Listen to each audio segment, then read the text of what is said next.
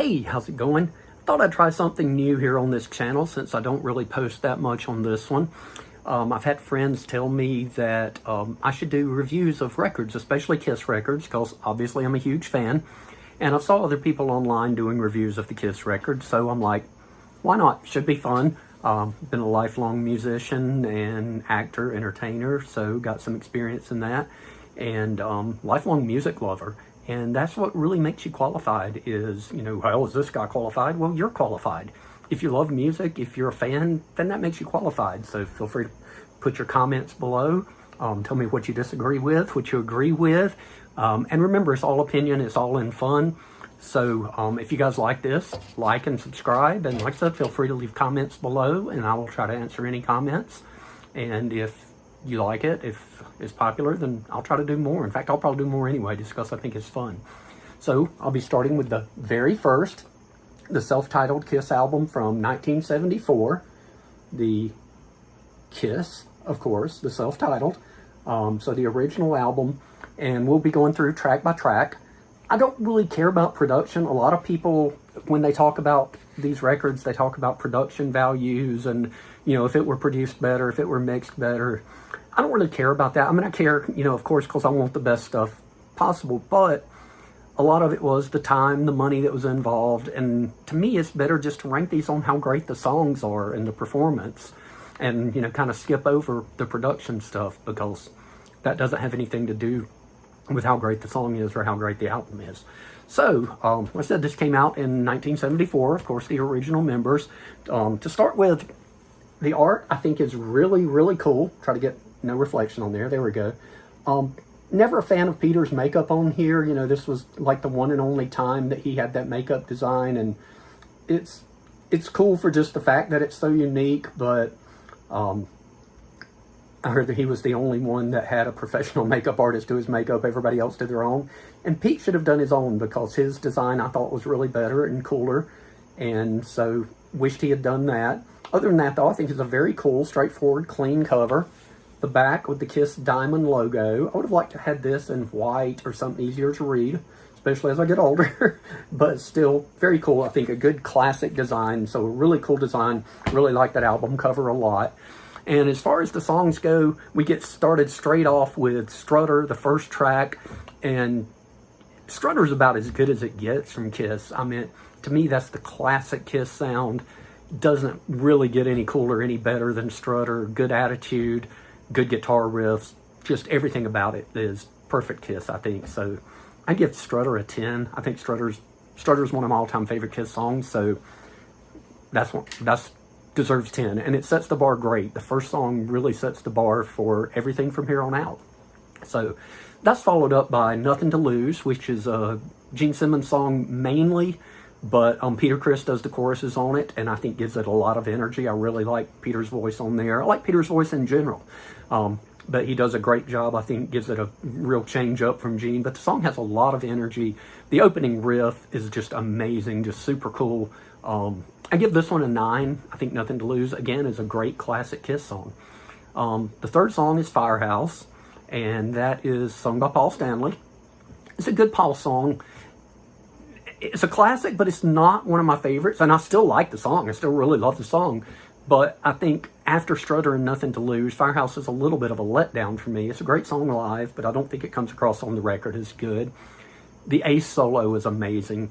That gives a lot of credence to this. I do like the gang vocals on there, so that's a real plus.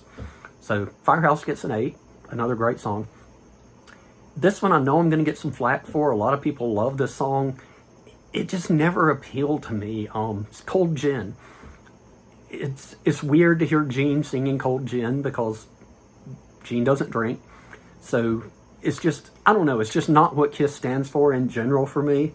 I like to hear Ace do this song live a whole lot better than I like to hear Gene do it, either live or on the record. It's one of those songs I wish they would kind of drop from the live set. I know a lot of people love it. Like I said, I'm sure that a lot of people are going to disagree, but to me, Cold Gin's just kind of middle of the road. It's okay. Not great, not terrible. I gave it a 5. The next one's Let Me Know, which I think is a highlight of the record. Gene and Paul trading off vocals, which I always think sounds really cool. I really like the way they trade off vocals. The harmonies are awesome. The breakdown there at the end, I made myself some notes, so because I went back and listened to all these. Just right before I do this, I'm going to listen to the record again, because sometimes I remember stuff better than it is. Sometimes I remember stuff not as good as it is. But Let Me Know is a really good song. Really like the breakdown. I gave it a 7.5. The next one, same thing. I'm sure a lot of people are going to disagree with this, but Kissing Time, which is a cover of a Bobby Rydell song from the 60s that they put on at the last minute. Casablanca did it as a promotion, of course, for a kissing contest to help promote the record. And I know a lot of people don't like it. I think it's great. I think they really do it's a lot cooler than the Bobby Rydell version. It's just a really, really cool, fun song. The harmonies are great. It's very Beatlesque. All Gene, Paul, and Peter all trade vocals on this. And I think it's just a really good song. The fact that it's not an original Kiss song kind of knocks it down a little bit for me, but it's a really strong cover, and I gave Kissing Time a 7. Deuce is next, the Gene Simmons classic that they open the show with a lot of the time. I don't think I like Deuce that well until I hear Deuce, and then I'm like, wow, this is a great song. So again, it's just classic Kiss. The Ace solo is amazing. It gets, points just for the Ace solo. The breakdown at the end is really cool. And the first example we get of the really cool Gene Simmons scream. So Deuce is a 9. I mean, it's right there as one of the best Kiss songs of all time. And like I said, in my memory, I'm like, Deuce, eh. And then when I listen to it, I'm like, yeah, this is a great song. So the next one, probably not going to get a lot of disagreement on this one, is Love Theme from Kiss. They could have left this off. It's part of an original song they did with Wicked Lester called Acrobat. The Acrobat version, I think, is kind of cooler. This is fine. It's okay. It's very 70s. It was a 70s thing to do. They had love theme from TV shows, love theme from bands. It's fine. The harmony guitar solos are really cool. That probably saves it for me. It's the only track on here that I generally just kind of skip over. I listen to it all for this, but it's not very memorable in my opinion, other than the harmony guitar solos. So I gave it a 4. To me, it's below average. It's not as good as your average Kiss song. Then, of course, we kick it back into high gear. We started strong. We're finishing strong. 100,000 Years, almost a perfect song. I gave it a 9.5, and it's great. It's really, honestly, the only reason it didn't get a 10 is because it, to me, was slightly less than the songs I gave a 10 to, which was Strutter and the next song, Black Diamond. In 100,000 Years, the Ace Frehley solo is freaking just amazing. The Peter Criss drum breakdown at the end is super duper cool. So 100,000 Years, awesome, 9.5. The last song on the album, and a great way to end it, Black Diamond. Peter Criss vocal on this song is freaking amazing. One of my favorite Peter vocals. The harmonies in the song is really cool. The little chill Paul Stanley intro is super duper. I don't know why I keep saying super duper. I guess it's a 70s thing, so it brings back nostalgia. But just very, very cool intro. Again, the harmonies, the Ace solo is amazing. These are the things that made Ace a guitar hero, or the songs on these first few albums. And the end, I'm not crazy about. I think it drones on too long. It takes too long.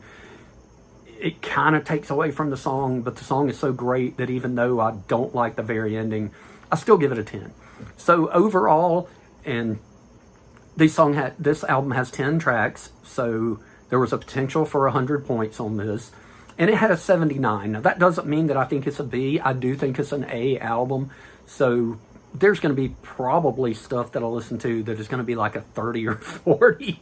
So this is really good. And like I said, everything will be based on the average of my grading of the songs. So the albums that have 12 songs will not get graded against the ones that have 10. It will be, however those average out.